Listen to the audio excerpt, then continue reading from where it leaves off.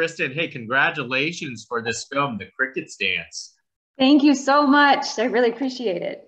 I know we always love these type of stories. I like to call it Southern romance because you will never hear this type of story anywhere else around the country. That's a very good point. Absolutely. So what initially attracted to you to the film The Cricket's Dance? Well, my agent called me up and said, we have this script, they're interested in you. Will you read it? I said, absolutely. So I got some of the background on it. I read it. I immediately went out and bought the book because the film is based on a novel. And I loved it. I loved the book so much. I read it twice in 1 week. And I immediately called my agent back and I said, let's do it. I'm madly in love with this story and the characters and everything about it, its message. So I was very excited that they had thought of me for this role. You read the book twice in a week? That must have been some magical story. Well, it was a beautiful book. Deborah, who wrote it, she's a friend of mine, and it really transported you into not only a time and place where my character Angie is discovering all of these things, but then you have a second kind of transport into a time and a place very, very far away, which was just as equally fascinating and tragic and beautiful. So it was hard to put it down. It really was. Just like the character in the film, it was hard to put down, someone's journal. Obviously. Exactly. So how different is the film to the book that you witnessed? Debbie and Veronica, who is our director, they spoke at length about how they were going to, or how Veronica was going to adapt the screenplay from the novel and what they wanted to make sure they included, what kind of didn't matter if it was included or not.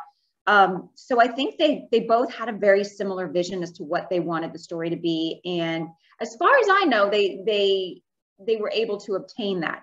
I don't think that there's anything drastically different. I think that the characters and the main story and all of the emotions that we were trying to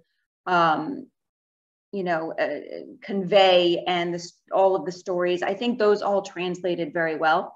So I don't think there's really a drastic difference, but they are two separate stories.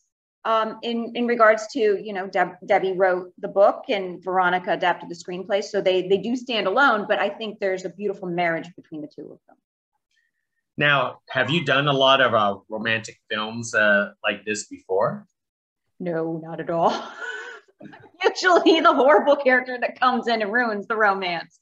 I don't, I think the most romantic story that I portrayed, I'm trying to think. I mean, when I was on the soap, I had a nice little love storyline, but then he gets shot and that was a whole fiasco. I haven't done a lot of romance, not a lot of romance. Well, you checked off that box now with this film.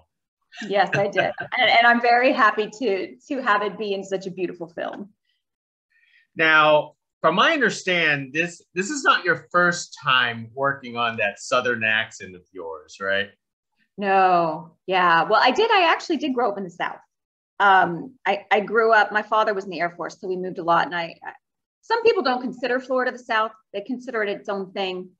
I still consider it the South because I'm in the South.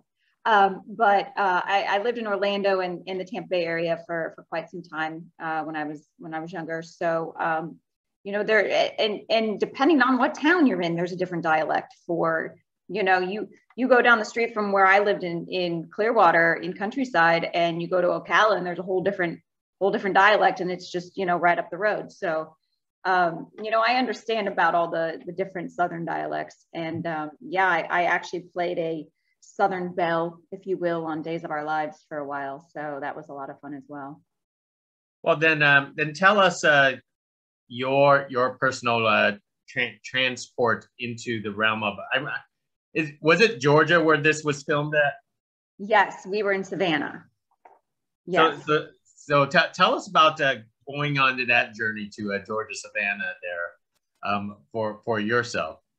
I had always wanted to go to Savannah and had never been. And so when I found out this project was going to be shooting there, I was very excited. I know that Savannah is very steeped in a colorful history, that it's a beautiful place. I love anything paranormal, and I know it's very haunted. So I was very excited about that. I didn't actually get to wander around too much. I was filming every day except for one day. I had a day off, and that particular day, my family had come in from Florida, and we did wander around and do some sightseeing and whatnot. And it was wonderful. I would love to go back and spend some more time there and really get to know the history a little bit more and see a little bit more of the area and the surrounding areas and just get to experience the beauty of the city a little bit more. Now, you spent a lot of time at the Antebellum. For the rest of us, we only see these things in these homes and movies or books and so on. What was it like walking on those grounds? I can tell you this. It had its own specific energy. It really did. The history behind that property is lengthy, it's deep, it's sad, but it's beautiful at the same time. There were still slave quarters that are in the back of the house that slaves actually did used to live in, and they do have places throughout the property where it talks about the history. It was incredible to be able to film in a place like that, and understand how far we've come and also how far we still have to go as a country. And I can tell you, I was my leading man, Maurice, he and I talked at length in between certain scenes, just about the history of the area, the history of the property, and he's from Augusta, Georgia, and he comes in his lineage there. He comes from slaves, and so we talked in length about what that meant to him to be there and how that was affecting him, and I really wanted to be supportive because it was an emotional journey for him, absolutely. And I learned a lot. I think he learned a lot about himself and about where he came from. So it was a very beautiful property, but it was also very powerful in what it evoked from everyone that was there. Wow. So when you had to film in the scenes in the house, was it as vast as it actually seems? Because I can't imagine the character living in, I want to say, I'm just throwing the number out there, like 6,000 or 7,000 square foot. Heck, I live in half of that by myself, and sometimes I get creeped out. Yeah, absolutely. It was a vast, and when I say, you could feel the energy, you walk into different rooms and they would all, it was almost like they were all alive themselves. They all had their little bit of personality, which you could definitely see and feel. And I didn't even explore the whole bloody house. I mean, there were parts that I never went into. I mean, because the owners still live in the house and in the back part of the house. And so the front part we used for filming, but I never even ventured into the back. There so much of it I never even saw. Wow. Yeah. I was gonna say, did you even have a chance to spend the night there? It sounds like you didn't. No, I would have loved to, but no, unfortunately I didn't. Maybe someday though. I would not be opposed. Now, you and Maurice got to walk the grounds in the forest, brooks around. I'm assuming it's all around the house. Is that also quite impressive?